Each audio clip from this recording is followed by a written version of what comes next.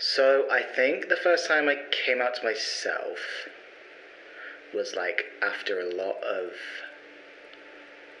like exploring and like a lot of watching YouTube, a lot of you find yourself like going down like YouTube holes and like finding people you're like, that person's really cool. I don't know why they're really cool, but I like them, and then watching more and then being like this, eventually being like, this person is me. It was weird to see myself reflected because I'd never seen that before. So having that realizing that that is who I am, and then being like, okay, now I've got to do this. I've got to tell people. I've got to live. I've got to have my life. The first realization to you, it's like really scary to be like, okay, this is something I maybe knew about myself, and now I definitely know it. And then being like, okay, now I've got to come out. I've got to tell people. I've got to walk the walk. I came out to some friends first that I was living with at the time. We were like at college, and we've been friends forever, and we're still friends now. And I think we were just standing in the kitchen, and I just said something like, I'm a boy. Something along those lines. And then cried, and then we all just hugged, and then everything was normal. They treated me the same way, which is, who I am. When I told my family, I basically just said to my mum, I was like, would you still love me if I was your son? And she was like, yeah, of course. And it went really, really well. I think, I've come out before to them as something different, and they were happy and fine with that. And so I think even though sort of every time you come out, it's really tough, and it feels really tough every time, it's different. And yeah, I'm just super lucky that I know people who are nice. Coming out before to them was really tough. Coming out again, I was like, I've come out to them before and it went okay, so at least there's a little bit of this should be fine. At that time, there was like nothing in the news. There was like no media about trans people. There was no representation anywhere. There wasn't like someone in Emmerdale. It was just nothing. So it was like, if you come out like about a sexuality to them, there's sort of an understanding of what that is. If you come out as something that's not really understood, there's like, come out and then do a bit of education. The hardest part physically and mentally is recovering from surgery. Definitely. Specifically lower surgery. Like top surgery was kind of fine, and I was like, okay, this is, just gotta chill out and relax a bit. But lower surgery is just like so much more intense, and also draining on your body, and also draining on like your like mental health, definitely, because there's no information, and you don't know if what's happening is good. You don't know if you're recovering well. You don't know anything. The hardest part for me is dealing with the media.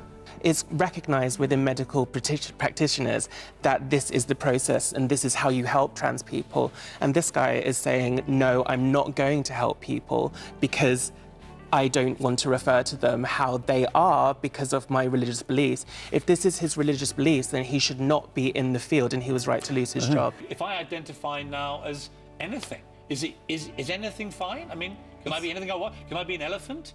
Can I literally say, I'm now an elephant, and do I get afforded elephant rights? Can I go to London Zoo? We're talking about a subject that's so sensitive that Andrea and Terry, who you're about to meet, felt when it was time to tell their parents that they're transgender, they each revealed it by text, and now they have gone public with it, and they're facing opposition from people who say, even though you may feel like a girl, you need to compete against the boys. It's almost like, okay, every Saturday morning I'm going to wake up and there'll be something on Twitter that the Daily Mail have written, or some idiot will be saying something horrible about something that they don't know anything about, and even though it doesn't directly affect me, it like affects the community that I'm in. It just reminds you that there's like people out there that aren't welcoming, and it's really difficult. If you're in a position where you can say something and you feel like you can say something, then I think you should, but equally you have to look after yourself and understand that you don't need to fight everyone's fight all the time.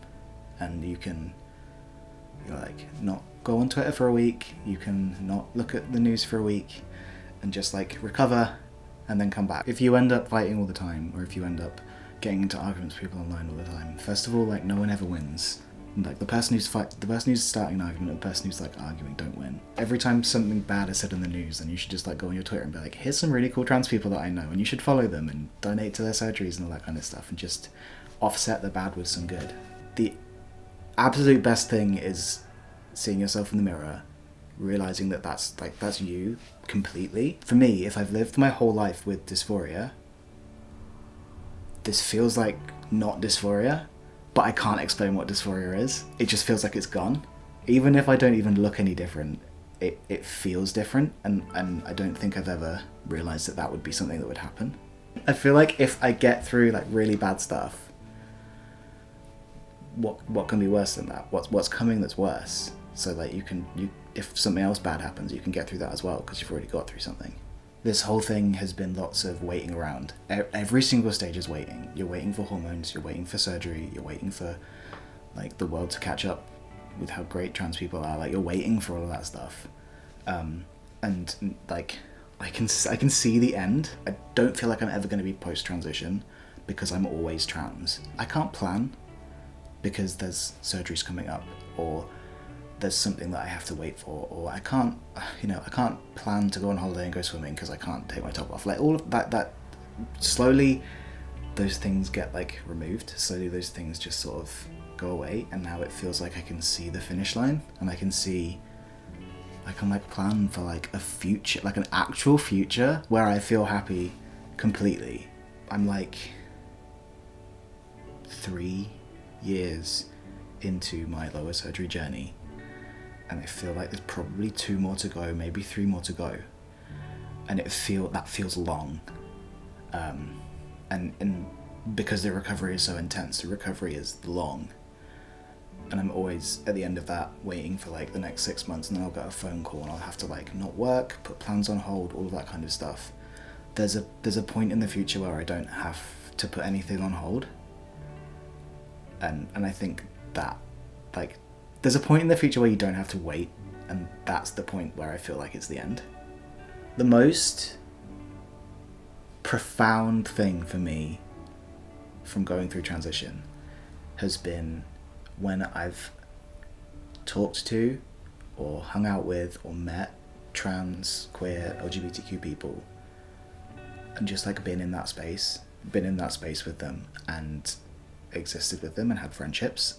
That it's just completely something else. It's like everyone understands each other, everyone's really nice, and those friendships are just like, they're like friendship plus, where there's no judgment. And I think that it's just super important to find that community.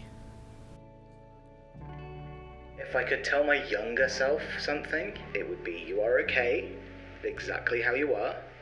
You aren't weird. People will love you no matter what. It would also be like, you are trans. Like, I'd be like, hey, 15-year-old, 13-year-old you, 13-year-old Harry, you're trans. Just to give myself that. I think, I'd be able to start living sooner. I think that's what I'd definitely tell myself that.